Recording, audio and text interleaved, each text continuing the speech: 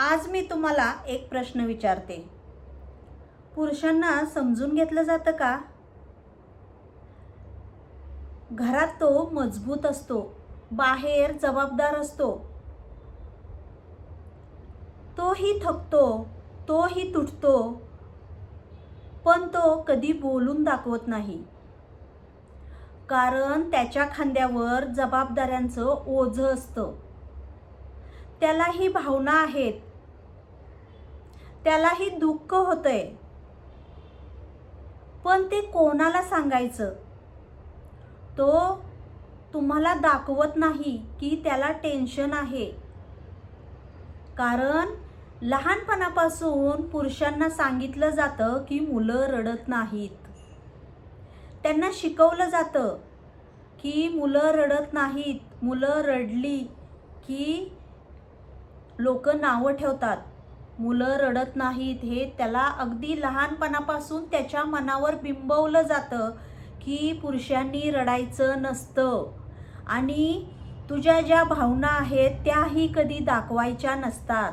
हे त्याला लहानपणापासून शिकवलं जातं. म्हणून पुरुष असं आपल्याला वाटतं की पुरुष रडत नाहीत. पण मंडळी, खरं तर तायांनो, जर तुम्ही माझा हा व्हिडिओ पाहत असाल तर आवर्जून पहा, कारण पुरुषही रडतात. मग पुरुष कधी रडतात? तुम्हाला मी सांगते, पुरुष कधी रडतात. पुरुष रडतात, त्यांनाही भावना आहेत, मन आहे.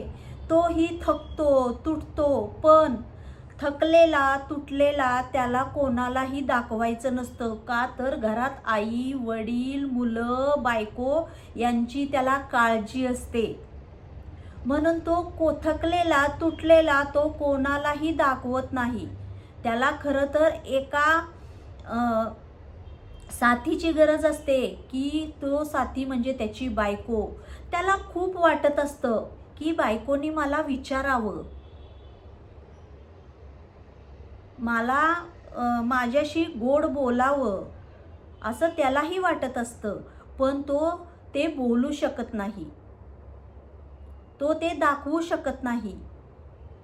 पुरुष रडतो, पण कधी रडतो ते तुम्हाला मी आता सांगते. पुरुष एकांतात रडतो. जेव्हा एखादा पुरुष दिवसभर कामानिमित्त बाहेर असतो, त्याच्या डोक्याला इतकं टेन्शन असतं आणि ज्या वेळेस त्याला घरी यायचं असतं त्यावेळेस तो त्याच्या गाडीमध्ये किंवा जर गाडी नसेल तर एकांतात कुठेतरी बसून तो रडतो.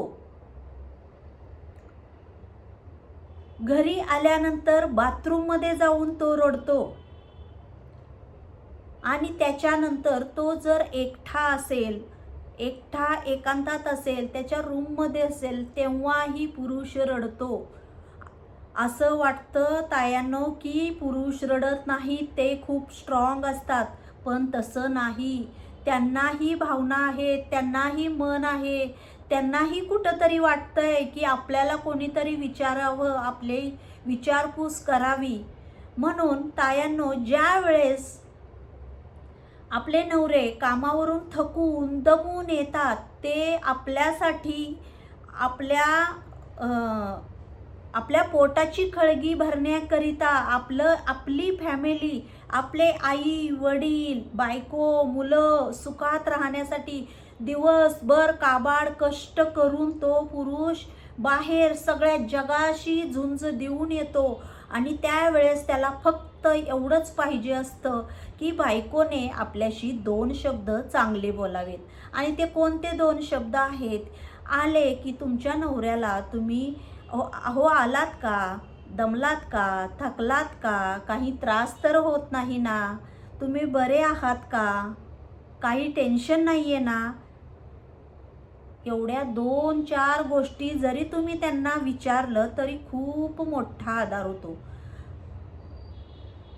नाहीतर काय होतंय की माझा नवरा बदललाय आणि आता आला की माझ्याशी बोलतच नाही, नाहीतर कामावरून उशिराच येतो.